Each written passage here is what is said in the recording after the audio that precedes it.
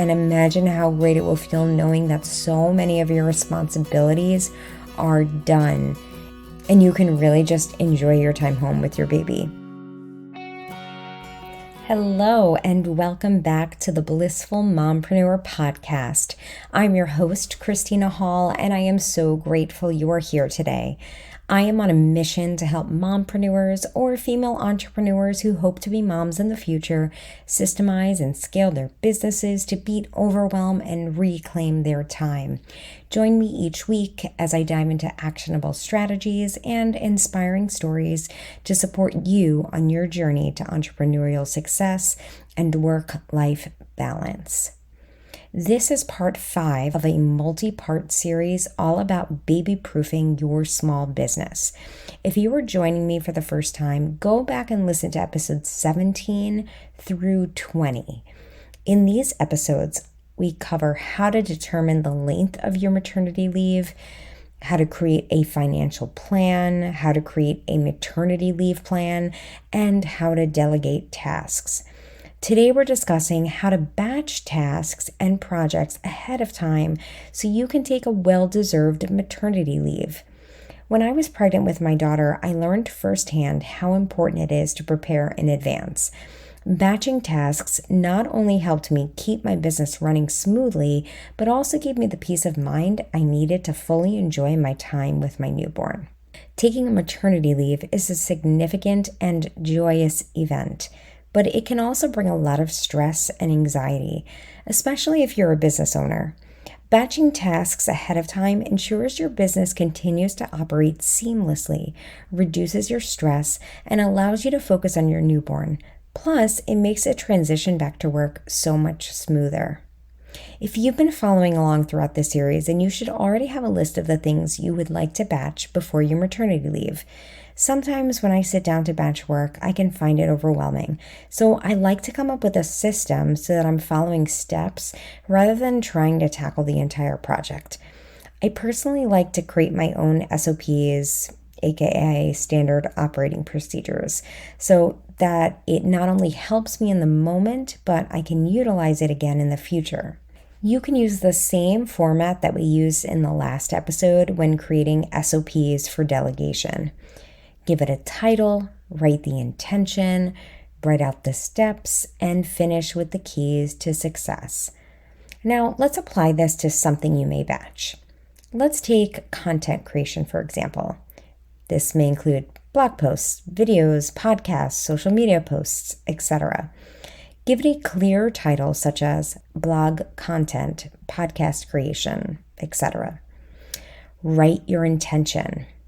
You may think this is unnecessary since this SOP is for you, but I'd encourage you to write one anyway. It's a powerful exercise to think through the intention behind why you are doing what you're doing. Plus, if you choose to delegate this in the future, you already have the SOP done, making it much easier to hand off. Then you're going to outline the steps. For content creation, this would likely include coming up with topic ideas, researching topics, writing the script or blog post, recording if it's a podcast or video, editing, writing show notes or captions, and scheduling and uploading. Since there are likely a number of steps within these larger steps, you may want to create separate SOPs for some of these steps. This is exactly what I do. I have one SOP for coming up with content ideas, researching the topic, writing the script, and recording, and then a separate SOP for the editing and scheduling steps. Don't let this decision overwhelm you, though. Just get started, and as you go, you will gain clarity on the best way to organize the steps. You can begin with one SOP and then always cut and paste certain steps into a new one. Lastly, be sure to include the keys to success section. Now that you have the steps outlined, begin tackling the first step. For something like content creation, as I go through each step, I like to do the step for 6 weeks of content. So for example, when I'm brainstorming topic ideas, I brainstorm 6 weeks worth of content. Then I research the same 6 weeks worth of content, etc. Once I complete all the steps for 6 weeks of content, I do the same thing for the next batch of 6 weeks. A project like this will definitely take time, so be sure to block time on your calendar to continue to work on this. If you're new to time blocking, I encourage you to listen to episode 6, where I talk about creating an ideal week, which includes creating blocks in your schedule for various tasks. Another thing you may wish to batch before your maternity leave are email campaigns. I recommend beginning with writing your title and intention for the SOP, then move on to the steps. My first step when writing email campaigns is to create an outline. How frequently do I want to send the emails? I have found the most success when I increase the email frequency as we get closer to the end of the campaign. So first I would map out the entire campaign, including dates and topics. Then I begin writing each email. Lastly, I rate the subject lines. I recently began using subjectline.com in conjunction with ChatGPT, and it really has improved my subject lines and therefore my open rate. I first asked ChatGPT to give me at least 10 subject lines for the email I wrote, and then once I pick my favorite, I run it through subjectline.com. If it gets a 90 or above, I use it. If it gets less than a 90, I either consider the subjectline.com suggestions or go back to ChatGPT and ask for more ideas. Once the SOP is complete, you can then begin carrying out the steps.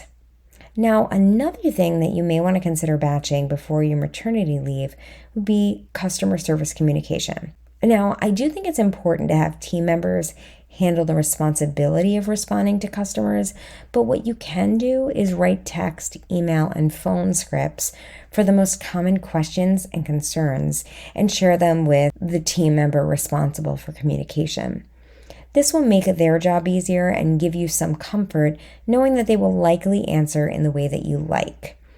Another thing you could consider to cut down on customer service questions is to create an FAQ page on your website where you address common questions and concerns.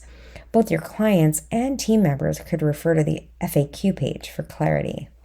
The key to batching is doing a large quantity of one task so that you are not context switching, and also being consistent. Try to avoid jumping between projects and be sure to have a time block set aside every day to make progress on your batching projects. It will likely take you longer than you think, and unexpected things may come up during your pregnancy, so plan accordingly. You may have days where you're just too wiped out to tackle a project, but be kind to yourself and listen to your body. You are growing a human. On the other hand, on the days you feel good, buckle down, get to work, and imagine how great it will feel knowing that so many of your responsibilities are done and you can really just enjoy your time home with your baby. If you have time, you may even want to batch some of the things you need to do when you return from maternity leave. This will give you a buffer so you can adjust to coming back without the pressures of diving back into some of these bigger projects. And there you have it. The biggest thing I hope you take away from this episode is that creating an SOP, even for the things that you already do, is incredibly valuable. It will give you so much clarity and make batching easier and more enjoyable. And now we have come to the end of our 5-part series all about how to baby-proof your business. If you have any questions, please do not hesitate to DM me on Instagram at the Blissful Mompreneur. I look forward to helping you in any way that I can. Thank you so much for tuning in to today's episode of the Blissful Mompreneur podcast. I hope you found the episode valuable and inspiring. Remember, you have the power to step off the hamster wheel, reclaim your time, and find balance in your life. If you enjoyed today's episode, please subscribe to my channel, click the notification bell, and leave a comment below letting me know your biggest takeaway. Your feedback helps me continue to provide valuable content to mompreneurs like you. Until next time, keep pursuing your dreams, finding joy in the journey, and creating a life and a business you love. Take care, and I'll see you in the next video.